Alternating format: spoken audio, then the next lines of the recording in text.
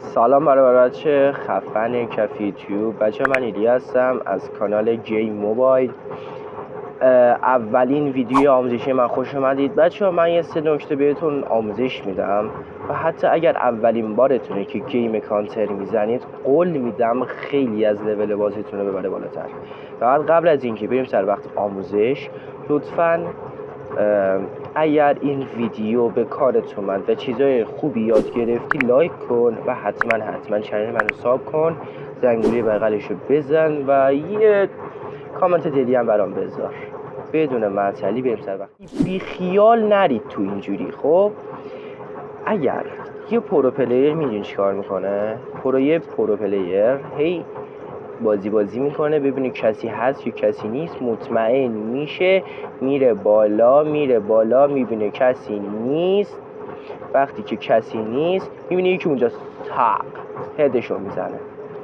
خب یا اگرم نمیتونه بزنه اینجوری یواش میزنه.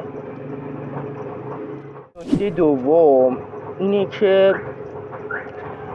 اینجوری وای نستی لطفاً تیر بزنید. اگر انمی رو دیدین دستتون رو بذارید روی تیر نه آقا، اینجوری نه. اینجا اصلا به درد هیچ کس نمیخوره، به درد عمت تا نمیخوره.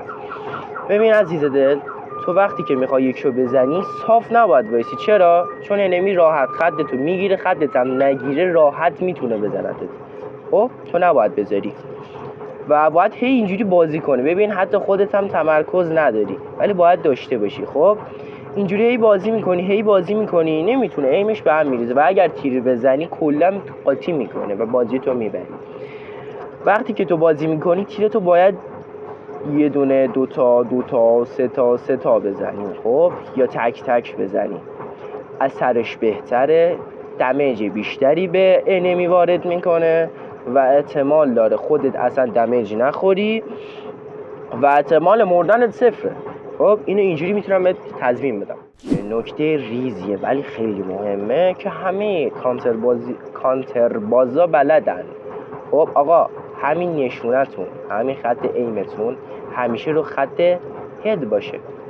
آقا این چرا؟ این برای چیه؟ وقتی یکی میاد اینجا شما میتونی اینجوری خدشو بگیری و بزنی کلش، ولی وقتی تو اینجوری باشی تو بیای به خودت این قاطی میکنی چی؟